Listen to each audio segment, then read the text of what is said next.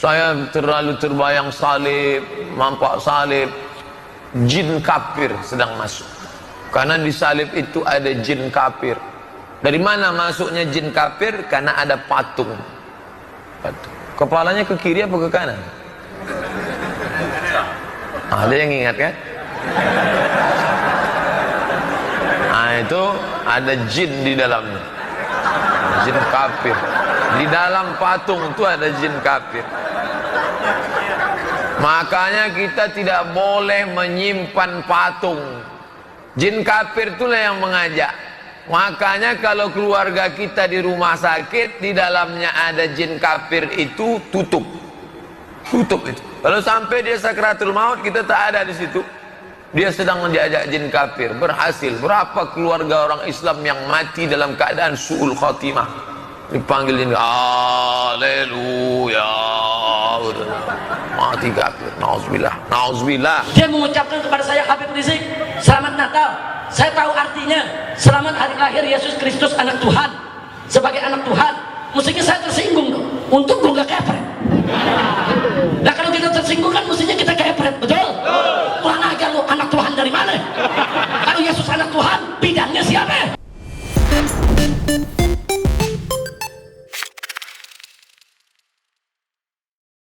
Assalamualaikum warahmatullahi wabarakatuh. Penonton Cokro TV, jumpa lagi di acara Ngaji Pinggir Jurang bersama saya Ahmad Firdaus El Mainuri dan saya Kajito El Kayani.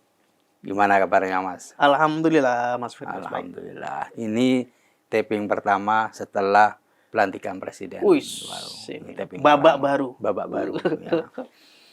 Ya, semoga Indonesia semakin maju. Amin. Ya, dan untuk penonton Cokro TV, terima kasih masih menjadi penonton setia sampai sekarang. Oke Mas Kajito, hari ini kita bahas soal ustadz-ustadz atau kelompok yang sering mengomentari ajaran agama orang lain. Ya, ada banyak ustadz. Salah satunya ada Ustadz Abdus Somad, ya, yang mengomentari soal salib. Katanya di salib itu ada jin kafir. Oh iya. Ada juga Ustadz Adi Hidayat yang ikut mengomentari soal Santo Domingo. Oh, iya. Yang paling ramai itu dulu Habib Rizik yang mengomentari soal kalau Yesus itu anak Tuhan, lalu siapa bidannya? Nah, ini ya.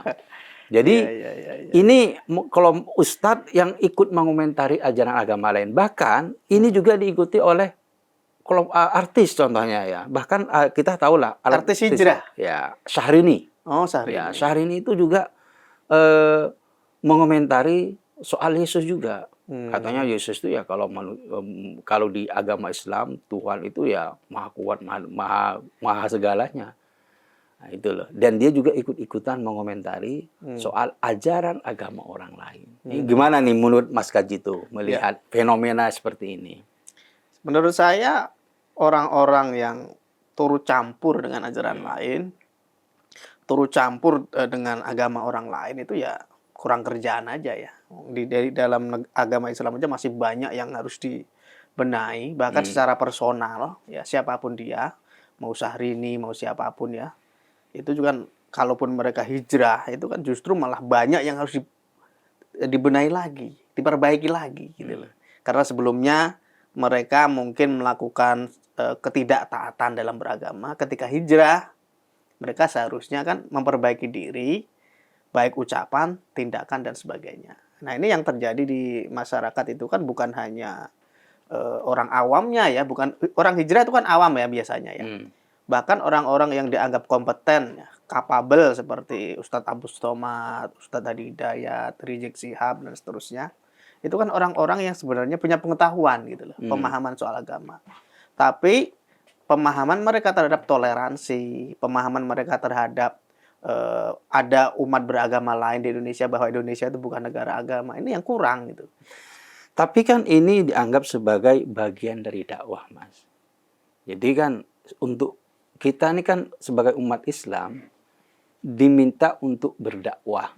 Ya, ada hadis itu, Balighu anni walau ayah. Kemudian juga ada di dalam Al-Qur'an itu a'udzubillahi minasyaitonirrajim. Bismillahirrahmanirrahim. Wal takum minkum ummatu yad'una ilal khairi wa ya'muruna bil ma'ruf wa yanhauna 'anil munkar. Al-ayah. Jadi ini kan sebenarnya bagi kelompok mereka ini dianggap sebagai salah satu dakwah.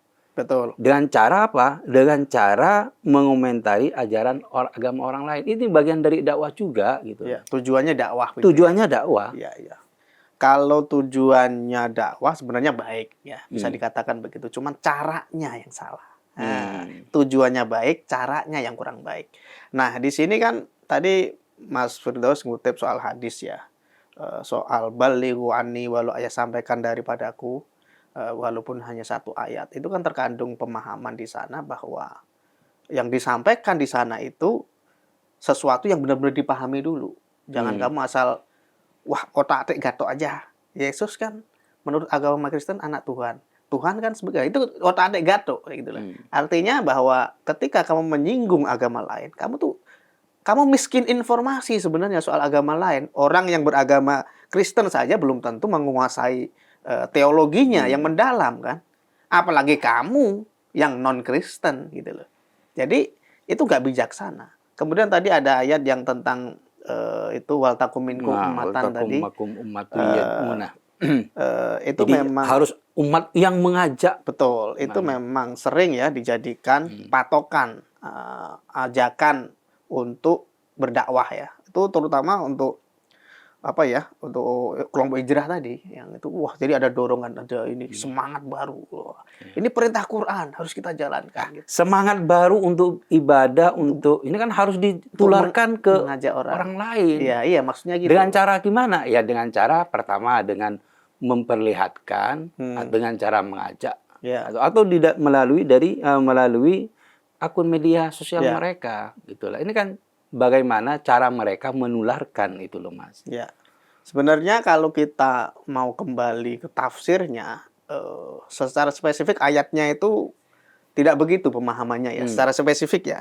Meskipun kalau ada di tafsir-tafsir lain memang misalnya Qurtubi atau Jalalain itu mungkin ada lebih umum pemaknanya ya. Tapi kalau Tobari itu tadi saya lihat kemarin ya, itu ilal khairi itu ditafsirkan sebagai Islam. Jadi hendaklah ada sebagian kelompok jamaah, maksudnya ummatan di sana ditafsir jamaah, kelompok orang yang mengajak kepada kebaikan di sana itu Islam maksudnya. Kemudian bil ma'ruf itu ditafsiri sebagai mengikuti Nabi Muhammad gitu ya, bil ma'ruf di sana dan seterusnya. Tapi kemudian ada juga yang menafsiri ulama tafsir lain itu ayat itu sebenarnya diturunkan hanya untuk khusus sahabat. Bahkan khusus lagi perawi gitu loh. Jadi di antara sahabat saja itu hanya sebagian yang diberikan tugas untuk berdakwah tadi gitu. Itu kalau kita bicarakan konteks ya. Kalaupun kita keluarkan dari konteks, kita maknai secara umum bahwa sebaiknya umat Islam itu memang ada orang yang oke, nggak apa-apa gitu. Cuman kelompok ini kan harus kelompok terpilih. Nggak semua orang bisa dong. Nggak harus Syahrini atau Uki Noah atau Tengku Wisnu atau siapapun. Nggak harus mereka. Harus orang-orang yang kompeten. Yang bertugas atau bertindak untuk berdakwah. Karena mereka memiliki ilmunya. Gitu. Nggak sedikit-sedikit kamu punya pemahaman sedikit nih. Ada kutipan hadis. Kamu posting di media sosial. Itu mengganggu orang lain sebenarnya. Itu satu. Yang kedua, potensi riya juga. Kamu pamer nih, gue hijrah nih, keimanan gue yang baru nih, gitu loh. Itu kamu sudah selain mengganggu ya, karena kamu terkesan sok suci tadi, kamu juga ada potensi riya di sana. Coba tanyain ke diri masing-masing yang sering posting ke medsos itu. Apa yang niatnya apa? Emang murni untuk berdakwah? Belum tentu. Ya kan niatnya untuk menyebarkan tadi itu Mas. Pertama, seperti Syahrini contohnya, dia kan public figure. Dengan dia memposting sesuatu, maka otomatis fans dia akan melihat postingan itu, kemudian dia akan belajar, mereka akan belajar. Betul. Dari itu mereka tahu akhirnya, oh begini maksudnya. Berarti ini kan bagus ini, menyebarkan ajaran yang baik. Gitu. Betul, ada indikasi pamer berarti. supaya Pamer kan untuk diikuti kebaikan. fans. Pamer untuk Loh, sesuatu itu yang baik. justru Ya. ria itu memang untuk kebaikan kan. Karena ria, ada beberapa ria yang boleh, misalnya kamu ria saat baca sholawat itu boleh. Sholawat itu boleh diriakan. Atau ketika kamu walimah menikahkan anak itu boleh diriakan, dipamer-pamerkan ke yang lain karena itu wujud rasa syukur. Tapi selain itu harus selektif dong. Nggak semua hal bisa diriakan. Nggak ada pahalanya akhirnya. Bahkan itu yang dianggap Nabi sebagai jihad yang paling besar, memerangi ria. Nah ini contohnya dakwah aja bisa jadi ria akhirnya. Kamu mungkin tujuannya apa? Niat awalnya baik. Ketika kamu posting di medsos, wah kamu biar pakai jilbab, wah sekarang saya hijrah loh, saya bacanya hadis, Quran, pamer-pamer, ngapain gitu loh. Wong medsos itu sebenarnya untuk happy-happy kok. Kalau kamu memang mau berdakwah, yang pertama, kamu harus kompeten dulu. Kamu mampu, kamu bisa, kamu paham tentang agama dulu, baru ceramain yang lain. Imam Syafi'i itu belajar 40 tahun loh. Baru dia diperintah nih oleh gurunya untuk membuat fatwa sendiri. Kalau sekarang tahun, kan puluhan gurunya. Kalau sekarang Mas dengan banyaknya apa ya di dunia digital ini nggak mungkin bisa lebih singkat. Kita pengen belajar apa tinggal searching di YouTube atau tinggal cari tinggal googling, kita sudah Tapi belajar. Kan di harus situ. ada mursyid ya kalau thariqah itu. Harus ada guru yang memberikan evaluasi. Kamu udah bisa ini, kamu sudah paham agama ini. Itu harus ada itu dong. Kamu merasa dirimu sudah aku kan udah baca Google, aku udah dengerin YouTube, aku udah TikTok yang agamis sudah aku pelajari, Instagram yang fatwa-fatwa sudah. Barangkali itu bukan orang mazhab Syafi'i, kan gitu. Mungkin itu Wahabi, mungkin itu Deobandi yang di Afghanistan, mungkin itu Syiah barangkali. Kan banyak ini juga, cabang-cabang juga di Islam. Jadi kalau kamu belajar di Google, boleh belajar di YouTube, tapi harus ada guru ya yang bisa ditanyakan untuk mengevaluasi perkembanganmu. Nah, itu sisi ininya ya, secara umum tadi ya. Tapi saya ingin ada poin tertentu yang ingin saya tekankan di sini bahwa orang-orang yang sering mendakwai orang lain, campur tangan urusan agama lain, itu cenderung suka menghakimi, gitu loh. Jadi bukan hanya non-muslim, bahkan sesama muslim pun dihakimi, gitu loh. Ya, mungkin mereka alasannya bukan menghakimi, Mas. Terus ngapain? Mengevaluasi atau istilahnya mengekspresikan, meluruskan. Meluruskan. Jadi bukan menghakimi, meluruskan pemahaman yang selama ini dianggap keliru.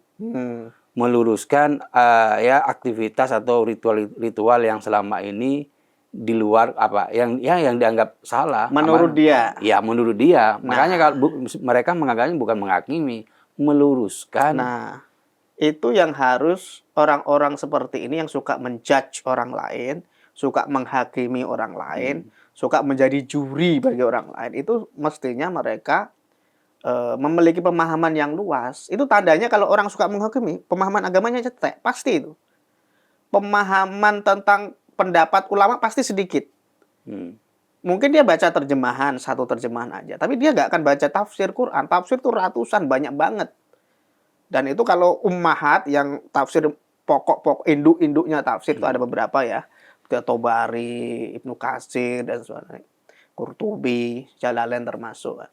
Itu kan di situ aja udah banyak bedanya. Bahkan di satu kitab seperti Imam Tobari itu aja kaulnya banyak banget. Ini menunjukkan bahwa semakin banyak orang memahami agama, semakin banyak pendapat, semakin banyak hujah, dia akan semakin luas dan dia semakin tidak menghakimi orang lain. Karena ada banyak pendapat, kamu silahkan ikut ke siapa. Tapi kalau untuk meluruskan, supaya kita tahu, wah ini kayaknya keliru. Menurut siapa? Menurut dia kan? Menurut kelompok dia. Belum tentu dia yang lurus. Bila jadi yang orang lain bengkok, itu yang lurus. Dia yang bengkok. Nah, ini kan masalah persepsi aja kan. Misalnya seperti Syahrini sekarang pakai jilbab. Menurut Syahrini, jilbab itu wajib. Oke, fine. Pakailah. Tapi bagi orang lain, dia punya fatwa sendiri. Loh, bagi saya jilbab nggak wajib kok. Dasarnya ulama ini ada ulama, fatwa ulama dari Mesir 1800-an berkata begini. Dasarnya ini. Menurut saya nggak wajib lah. Berarti kan ada dua persepsi ini. Syahrini nggak boleh memaksa orang ini untuk memakai jilbab. Sementara orang ini juga nggak boleh memaksa Syahrini untuk membuka jilbab, kan gitu. Harusnya Kita saling kem- menghormati. Kita kembali lagi ke ayat yang selama ini sering dipakai oleh kelompok-kelompok yang sering menilai ajaran agama orang lain itu ya. Ya. Pertama, mereka berlandaskan pada ayat Bismillahirrahmanirrahim, Innad dina indallahil Islam. Betul. Sesungguhnya agama di sisi Allah itu adalah Islam. Hmm. Karena itu kita umat Islam punya tanggung jawab untuk menyebarkan Islam, gitu loh, untuk berdakwah, ya. Istilahnya mengajak orang lain untuk beragama Islam, untuk masuk ke agama Islam. Ya. Ini kan ayat yang sering dipakai untuk membenarkan bahwa ya Islam ini agama yang benar menurut Allah. Karena itu kita ini diminta untuk mengajak orang lain untuk masuk Islam. Ya. Nah, salah satunya yang dilakukan oleh Syahrini itu ketika dia membuat postingan tentang Tuhan Yesus itu. Jadi Ya. Yesus itu bukan Tuhan dan semacamnya. Ya. Ini kan salah satu yang dipakai untuk ayat ini dipakai untuk membenarkan tindakan itu, Mas. Betul. Memang banyak orang yang membawa doktrin internal itu secara membabi buta. Keluar ya, bahkan menyakiti orang lain. Ini menunjukkan memang pemahamannya masih dangkal sebenarnya. Jadi orang semakin alamah, semakin alim, semakin wawasannya luas, dia itu semakin tahu bahwa dia tuh nggak tahu apa-apa. Pengetahuannya itu hanya setetes air dibandingkan lautan. Gitu loh. Tapi orang yang baru belajar agama, baru hijrah lah, baru pakai jilbab, baru baca Quran terjemahan ya. Itu baca hadis-hadis juga terjemahan. Dan itu pun tidak ada petunjuk guru. Padahal memahami hadis itu juga susah banget. Makanya ada ilmu hadis kan. Iya.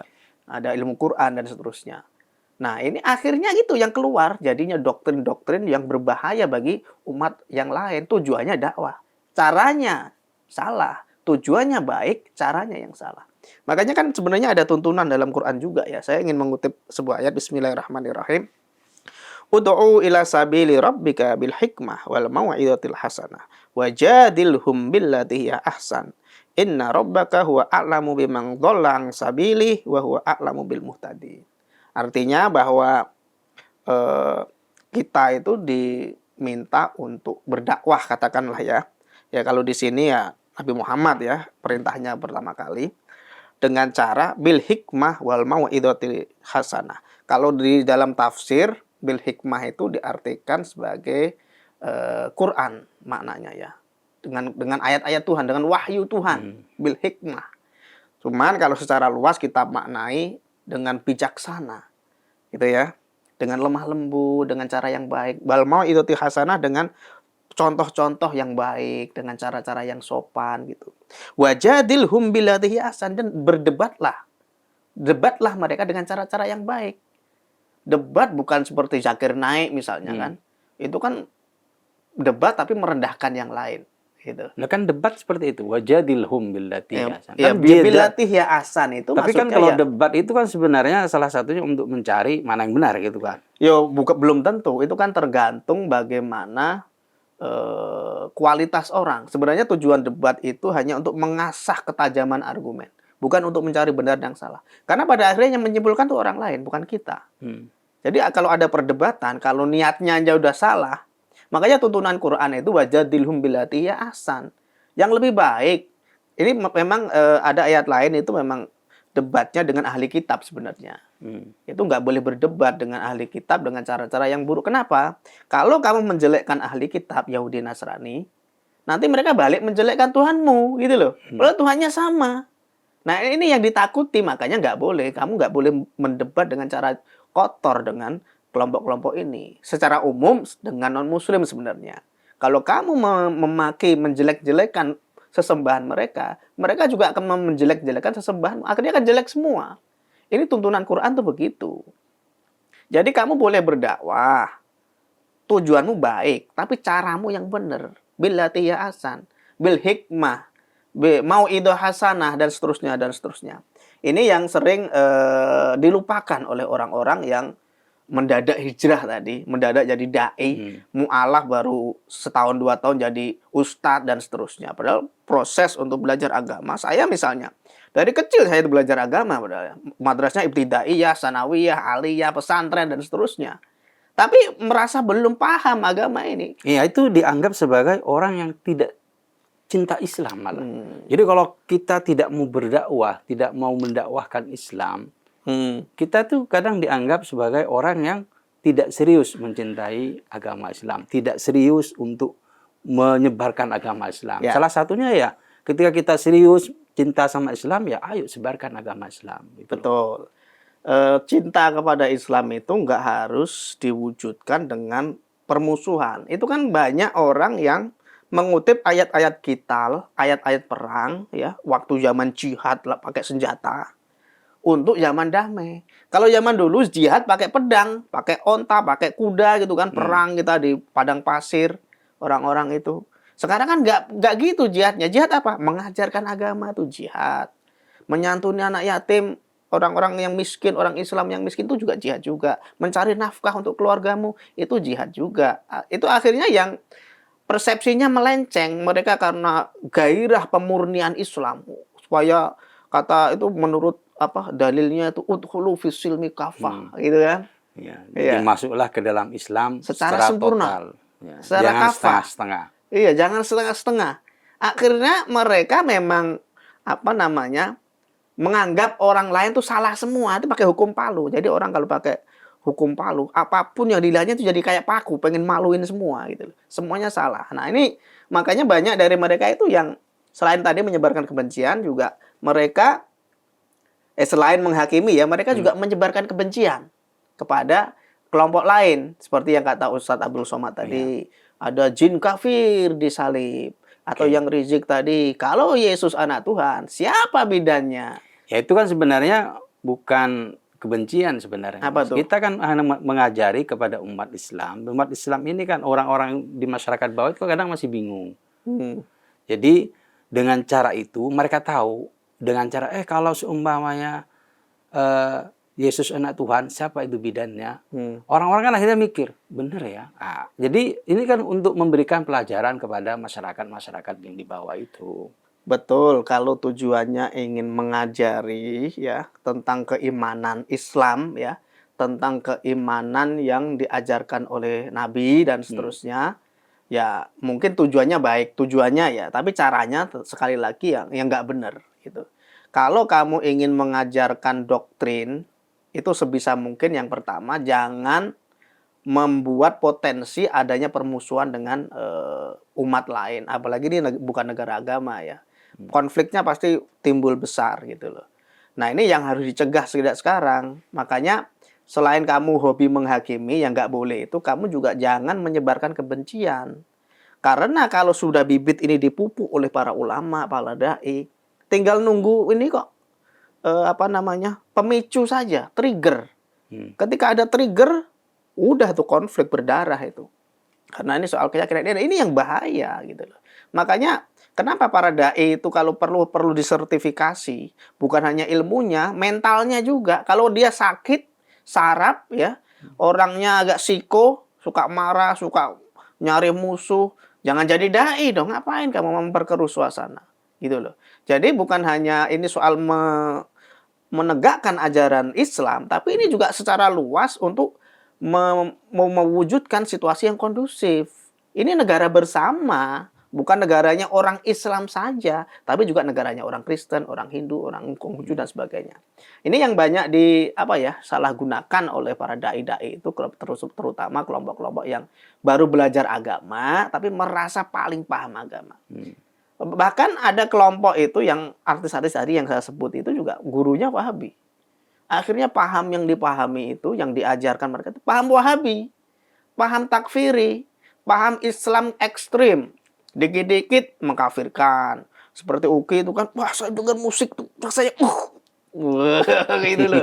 Sampai kayak harus murojaah lah, murojaah apa lagi ini gitu. Artinya bahwa dia tuh sok-sokan ngarap ya, pakai bahasa Arab, sok-sokan merasa bahwa musik itu menyakiti keimanannya, musik itu menggerus ketakwaannya. Itu karena gini Mas, menurut mereka itu sesuatu semangat yang melalaikan pada lalai kan bisa ingat lalai lagi kepada Allah gitu kan. Ya dikir lagi kan, ingat lagi. Tidak boleh gitu. Musik itu kadang kita tuh kadang lupa. Nah, itu dilarang gitu loh. Makanya kelompok mereka itu melarang musik haram dan semacamnya. Musik nggak dilarang, tapi nonton YouTube. Karena itu bisa ya salah satunya kenapa dilarang? Facebookan. Karena bisa melalaikan, ya bisa lalai kepada Allah Subhanahu wa taala. Ya itu kan tergantung bagaimana kita. Kalau musiknya didengeri ragu Roma yang penuh keimanan, sebujur bangkai, judi, ya itu kan menambah keimanan malah mendengarkan Bahkan musiknya. dulu ada artis perempuan Five itu, dia tuh bilang itu sholawatnya Haddad Alwi, ya Thaibah, itu dianggap sebagai syirik, Mas. Nah ini paham ekstrim tuh begini. Bahkan yang itu kan dakwah sebenarnya Haddad Alwi, Roma Irama dengan musik Wali Songo dulu, Sunan Bonang itu dakwah juga, Kalijogo dengan wayang dan sebagainya, gamelan.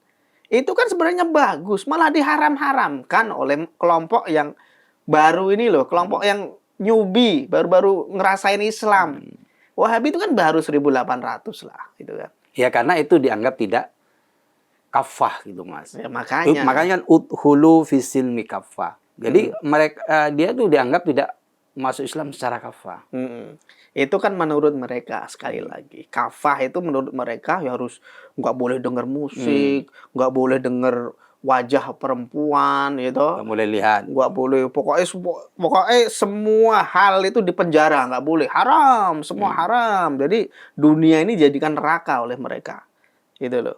Nanti kalau di surga baru bisa pesta seks katanya. Ini logika yang kebalik-balik. Bahkan dunia ini kan sebenarnya ya ada ujiannya, juga ada yang kenikmatannya harus dinikmati oleh manusia. Kalau kamu bersyukur, la azidannakum, la in syakartum la azidannakum. Itu artinya bahwa dunia ini juga ajang kita untuk bagaimana mensyukuri nikmat Tuhan juga, nikmat hidup, nikmat sehat, nikmat punya kekayaan. Gitu loh. Tapi kan dunia ini ya persiapan bagimu untuk menuju akhirat. Nah, makanya Inna dunya balagun ilal akhirah. Karena itu di dunia ini kita harus benar-benar, kita harus serius beribadah tapi kan kepada ada Allah. hadisnya, Gitu. wala tansa nasibaka minad dunya. Oh, itu ayatnya ya. Wala tansa nasibaka minad dunya. Jangan lupa bagianmu di dunia. Kamu boleh mikir akhirat, oke.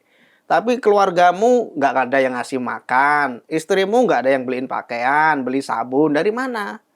Kamu malah berbuat zalim akhirnya. Jadi dunia akhirat kamu kejar, tapi dunianya juga harus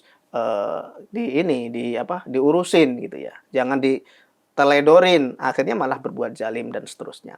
Itu beberapa hal yang perlu dijadi catatan ya bagi kelompok-kelompok yang merasa ingin kafah tadi, Islamnya ingin sempurna, ingin total hijrah dan seterusnya, yang ingin purifikasi Islam dan sebagainya.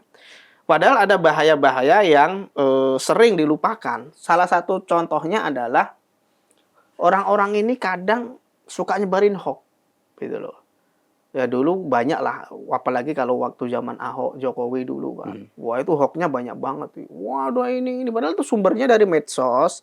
Ada orang yang nyebar propaganda, dibaca sama ustadz, terus disebarin lagi di pengajian. Akhirnya hoax itu nyebar kemana-mana. Dan itu nggak ada pertanggungjawaban. Ketika ada klarifikasi ya udah ngilang aja mereka. Jadi perasaan merasa benar, suka menghakimi, akhirnya menghalalkan segala cara tadi, termasuk nyebarin hoax. Nah ini yang berbahaya kalau nggak ditanggulangi. Makanya kenapa saya selalu mengulang-ulang ya bahwa orang yang boleh berdakwah di depan publik maksudnya itu harus orang yang paham agama dulu. Walau satu ayat pun silahkan. Tapi benar-benar paham tafsirannya, asbabun nuzulnya ini. Satu ayat aja nggak apa-apa kamu. Tapi benar-benar paham itu, benar-benar ngaji sama guru. Oh ini maksudnya apa sih Pak Kiai, Pak Ustadz gitu. Benar-benar diterangin. Satu ayat aja nggak apa-apa. Kemudian kamu dakwahkan nggak apa-apa. Tapi benar-benar paham. Ini yang berkembang kan enggak. Kamu hanya dengerin ceramahnya Ustadz Abdul Somad, Ustadz Abdi Hidayat, atau bahkan Ustadz Wahabi itu kan. Basalamah dan seterusnya. Kemudian kamu mendakwahi orang. Mendakwai fansmu kalau kamu artis. Kadang-kadang di keluargamu kirim ke WA, ini ceramahnya bagus ini gitu. Ya, Padahal, itu kan salah satu cara juga digunakan untuk melindungi Mas sebenarnya. Dakwah-dakwah seperti itu kan sebenarnya digunakan untuk melindungi akidah umat Islam. betul. Biar mereka tidak terjebak dan dia tersesat lah gitu. Ya, Makanya salah satu dakwanya seperti itu. Melindungi itu kan kalau caranya baik ya. Tapi kalau berlebihan itu toksik, Mas. Jadi anak-anak muda Gen Z sekarang itu apa namanya penyakitnya itu ada penyakit religius itu loh. Itu ada penyakit keagamaan itu. Artinya ketika mereka didoktrin terlalu banyak, mereka malah sakit, malah menolak agama, memilih jadi ateis. Ngapain sih beragama, ribet banget, hidup sekali juga gitu loh. Ini gara-gara doktrin seperti ini. Karena ingin maksa orang kafah, ingin menjaga anfusakum wa ahlikum naro, menjaga dirimu dan ahlimu dari neraka. Oke, tujuanmu baik, caramu salah. Kamu toksik gitu loh. Kamu meracuni yang lain, kamu mencemari yang lain. Awalnya kan kamu bisa berdakwah dengan bil hikmah, wal mau'izatil hasanah wajadilhum billati hiya hasan. Tapi itu nggak dilakukan. Akhirnya yang tadi berantem, di keluarga juga gontok-gontokan. Akhirnya ngapain kamu sok suci, kan gitu. Sok nabi, kamu utang aja nggak dibayar. Nah, kayak gitu. Akhirnya yang kamu belum bersih juga, gitu loh. Kamu masih banyak dosa juga. Kamu sok suci lah. Kamu juga suka bohong, janji nggak ditepati dan seterusnya. Makanya kalau kamu memang ingin berdakwah, ya, ingin menjaga keluargamu dari neraka dan seterusnya, itu caranya bil hikmah. Dengan bijaksana aja, pakai otakmu aja gitu loh. Jangan kamu semena-mena, jangan merasa kamu itu nabi. Kamu bukan nabi. Gitu. Nabi Muhammad yang benar-benar nabi aja bil hikmah kok. Caranya halus. Ketemu pengemis Yahudi di pasar itu disuapin. Tiap hari dia maki-maki nabi. Muhammad itu sesat. Muhammad itu mengingkari agama leluhur kita. Mungkin bukan Yahudi ya, mungkin orang Mekah ya. Dalam satu riwayat itu. Ketika meninggal diganti dengan Abu Bakar, disuapin. Loh, kamu kok kasar banget, siapa kamu? Gitu kan. Saya Abu Bakar. Loh, yang kemarin kemana? Yang kemarin itu yang menyuapin kamu dengan halus, dengan sopan, itu meninggal, namanya Muhammad, yang kamu maki-maki tiap hari. Bayangin. Orang yang memaki tiap hari masih disuapin, orang buta tadi disuapin dengan halus. Gitu cara Nabi itu begitu, bahkan orang pembencinya saja begitu, apalagi sesama muslim. Itu kan harus bil hikmah, bil wal mau'izatil hasanah dan seterusnya, gitu loh. Ini yang dilupakan oleh banyak orang sehingga menciptakan banyak masalah. Itu juga beberapa hal lain yang juga saya catat ketika dai-dai itu berceramah itu seringkali mereka tuh memecah belah, gitu loh.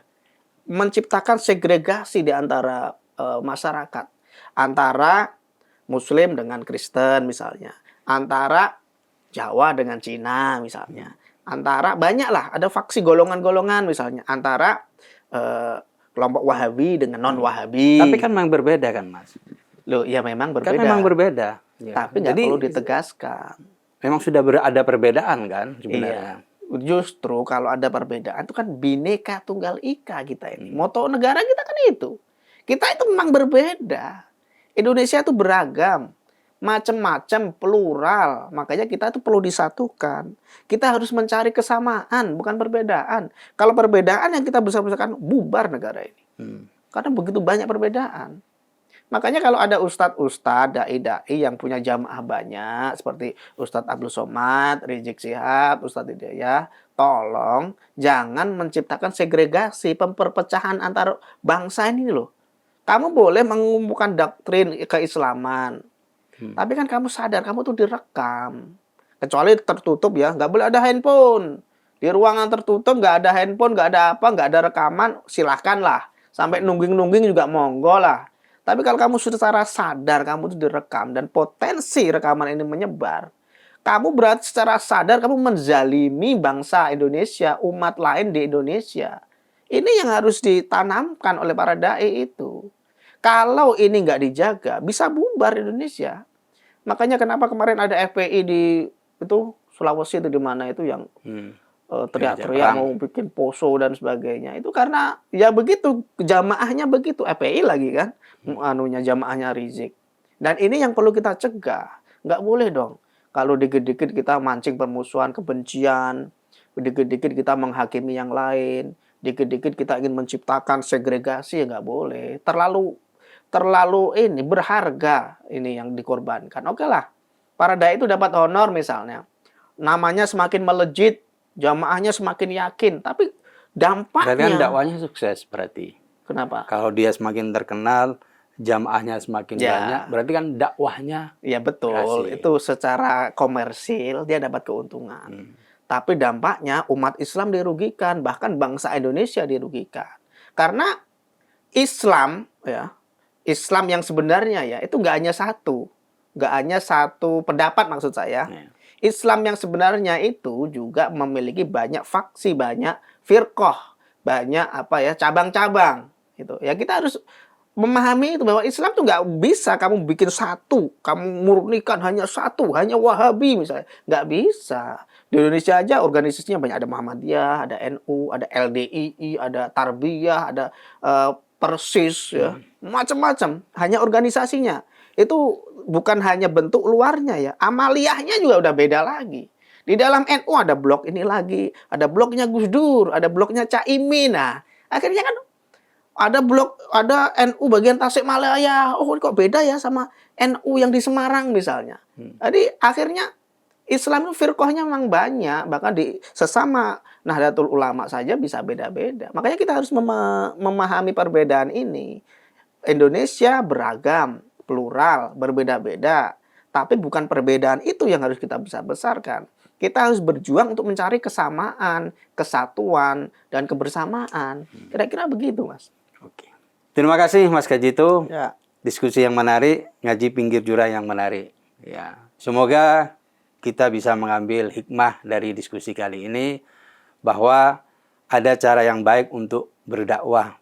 Salah satunya sebagaimana dianjurkan oleh Al-Quran bahwa berdakwah itu harus dengan cara yang bijaksana. Demikian penonton Cokro TV. Program ini hanya ingin mengajak Anda untuk melihat isu-isu keislaman dari beragam penafsiran dan dari beragam sudut pandang, supaya kita tidak terjebak pada pemikiran yang kaku dan sempit, yang mudah menyalahkan dan mengkafirkan orang lain. Mari kita hargai perbedaan dan jaga kerukunan. Demikian, wassalamualaikum warahmatullahi wabarakatuh.